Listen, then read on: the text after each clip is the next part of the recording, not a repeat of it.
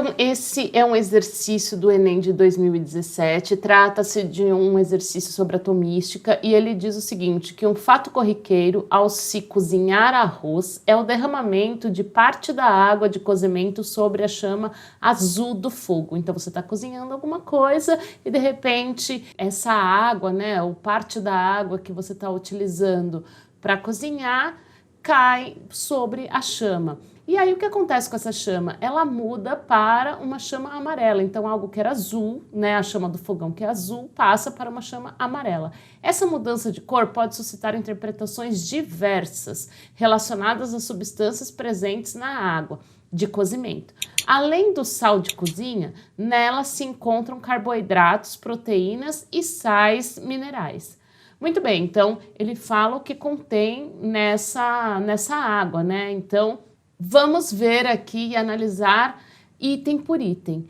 Veja que ele fala, cientificamente, sabe-se que essa mudança de cor de chama ocorre pela...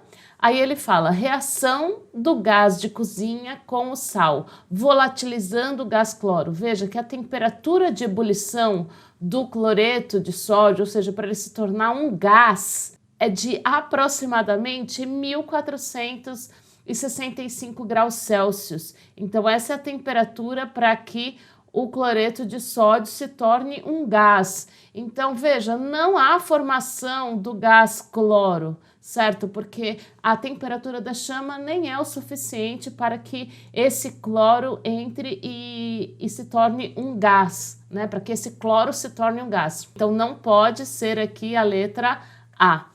A emissão de fótons pelo sódio excitado por causa da chama. Na verdade, essa é a alternativa. Postulado de Bohr, o que ele dizia?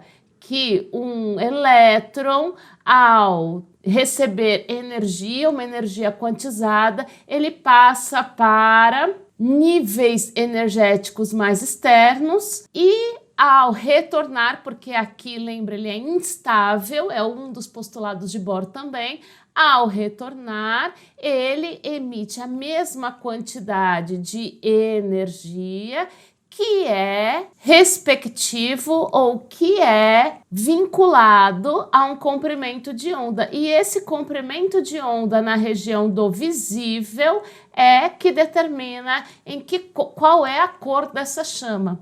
Então, a energia emitida, essa energia, lembra, ela é uma energia emitida na forma de fótons, ou seja, na forma de luz, e ela tem um determinado comprimento de onda, que é o que estabelece a cor. Se você tiver curiosidade, vai no fogão da sua casa e joga um pouquinho de sal de cozinha na chama, que você vai perceber que essa chama do fogão, ela se torna amarela. Esse é o famoso teste de chama. É muito comum em laboratórios químicos fazer esse teste de chama, onde cada metal dá uma coloração diferente. E como foi dado, inclusive, nas dicas, isso é o princípio dos fogos de artifício.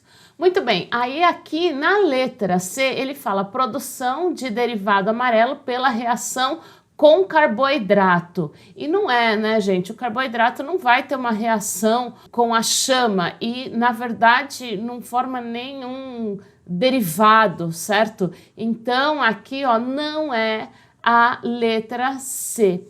Aí ele fala, reação do gás de cozinha com a água formando gás hidrogênio. Não pode ser isso, gente, até porque o gás hidrogênio, se você não viu, você pode verificar, tem muitos vídeos na internet que mostra que esse gás hidrogênio, ele é um combustível, né? E tem uma reação exotérmica muito forte. Então, se formasse gás hidrogênio, na verdade, você teria uma mini explosão, você teria uma formação maior de chama, inclusive, né?